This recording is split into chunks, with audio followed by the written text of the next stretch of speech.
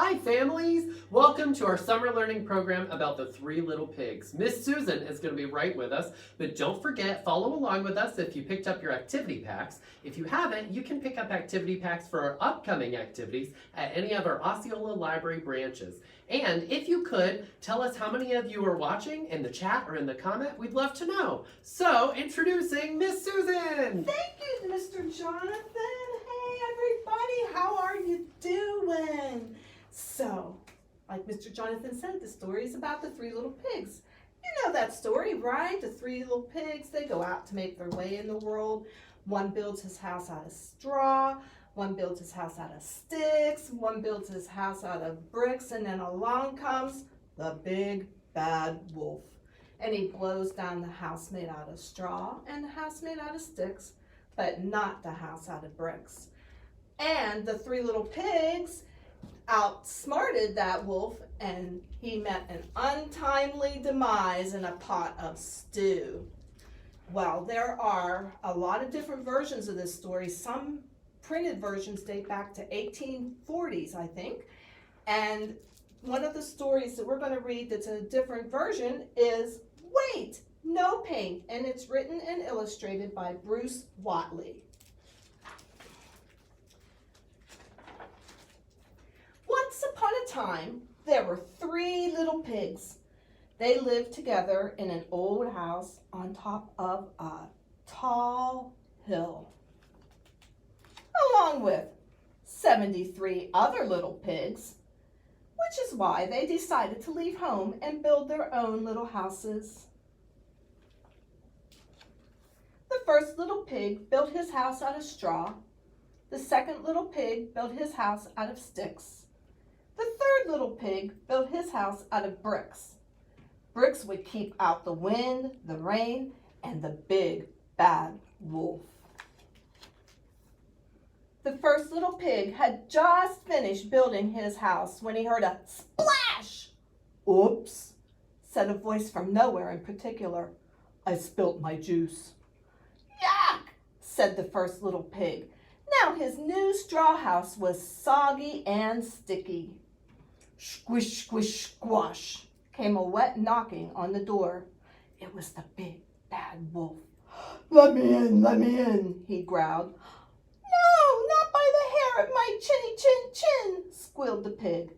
"Then I'll huff and I'll puff and I'll blow your house in," said the wolf.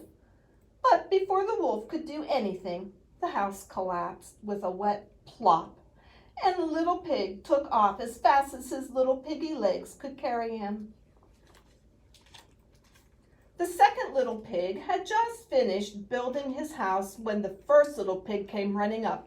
"There's a wolf after me," he gasped. "Did he huff and puff and blow your house in?" asked the second little pig. "He didn't have time. Someone spilt juice on my house and it fell down all by itself," said the first pig. "Well, it looks like he's coming to finish the job here," said the second little pig. The wolf was almost at the house. They slammed the door just in time. Oh, his poor nose. Oh, well. "Ow!" howled the wolf. The door had slammed right in his face, but he was still hungry. Nim, he began, clutching his nose. "Oh, yuff, and I'm muffin." "Wait, I've got to redo the nose," interrupted a voice from nowhere in particular. While the wolf was getting his nose fixed, the two little pigs ran out the back door. The little pig was enjoying a good book and a glass of pink lemonade when the two little pigs burst through his front door. They told him about the spilt juice, the wolf with the hurt nose, and the mysterious voice. The third little pig jumped up and bolted the door. "I know who the voice is," he said, turning white as a ghost. "It's the illustrator." "Yes, it's me. I'm the one who is painting this story," said the voice, who was indeed the illustrator. "And I'm sorry to tell you, but I just ran out of red paint. Without it, I can't make you pink. That is why you've all turned pale." The first pig felt so faint he had to sit down. The third little pig was not happy. "This is embarrassing," he said. "We have to be some sort of color." Suddenly, the three little pigs felt queasy, like they were riding a boat on stormy seas. They looked at one another and gasped. "Oh, they were green, green all over." "Green? You made us green?" cried the third little pig. "You don't like it?" said the illustrator. The three little pigs shook their green heads. "Well, I'll try to think of something else, but be careful," the illustrator continued. "The wolf is coming." The wolf was, in fact, right at the door. "Let me in," he howled. All this running around was making him hungry. He didn't care what color the pigs were as long as he could gobble them up. "No, not by the green hair of our green chinny chin chin," said the little pigs. "Well, then I'll huff, and I'll puff, and I'll—" "How's this?" interrupted the illustrator. The wolf peeked through the window and howled with laughter. The illustrator had made the third little pig pattern. "This is not funny," said the third little pig to the illustrator. "Now I'm blending into the furniture."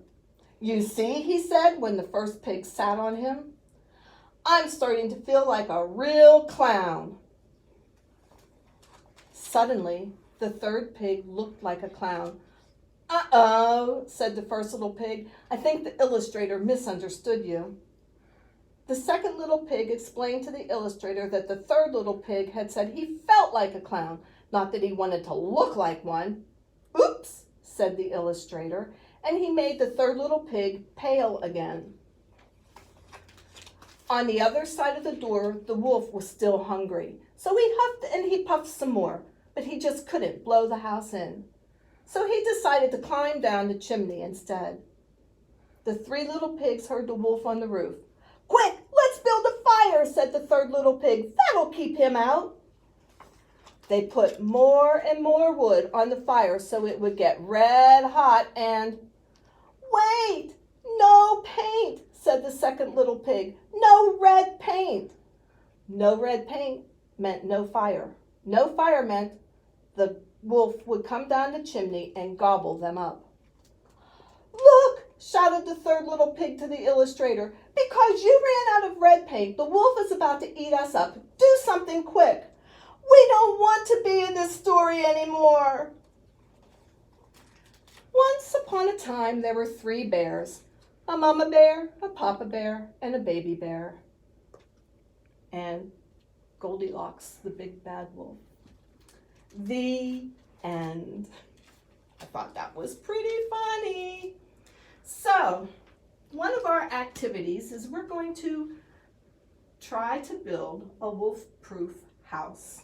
Now, in your activity kit, there were some toothpicks and a recipe to make some salt clay if you don't have any Play-Doh at home to do this. So the recipe for the salt clay dough is really easy. It's just 2 cups of flour, 1 cup of salt, and 1 cup of water. But I kind of half that today, so I've got 1 cup of flour and 1 cup of salt. We'll mix those together a little bit. And then slowly I'll add a 1/2 cup of water and mix it up. This is fun.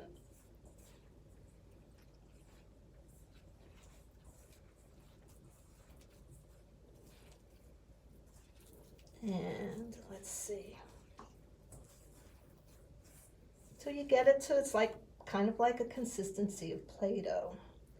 And then all you got to do is make some little, that's kind of big, some little balls of the clay so that you can build your house. And this is the one I already have done. So I'm going to set this aside for a moment and we're going to work with the one that's already finished. So I put this together. Oops, there's dough everywhere. This is how it is when I cook too. So I'm gonna move these. So I built this house. So what do you think? Will the wolf be able to blow this down? Do you think? I have a hairdryer. I'm gonna try it and see what happens. I'm gonna try it on low first. Let's see. This surprises me because I really thought there's nothing there. So let's try it on high and see what happens. Oh, there it goes. It blew over. So what could we do to make that so it doesn't blow over? We could put more clay on it, maybe more toothpicks.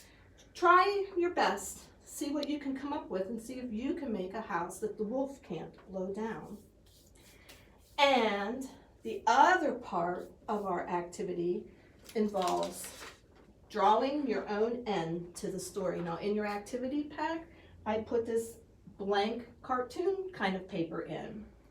And one of my friends, Miss Nini at the Buenaventura Lakes Library, made this wolf paper where he can't get in the houses, and they ended up putting him in the dog house at the end, and he's just not a happy person. Oh man, and his stomach's grumbling. And she didn't have anything to color it with. So we got creative, and because there's no paint, right? So there's some paper. I went out and picked a flower and put some toothpicks and tore up some red paper, mulch, grass. Color it with whatever you can find and share your creations with us. I think that would be fun to take pictures and put them up at, oh, I can't remember. It's on the paper. Sorry. Miss Susan, it's hashtag It's hashtag OLS Summer Learning. I'm so sorry. So that is our activity and our story today. I hope that you had fun with this. I did.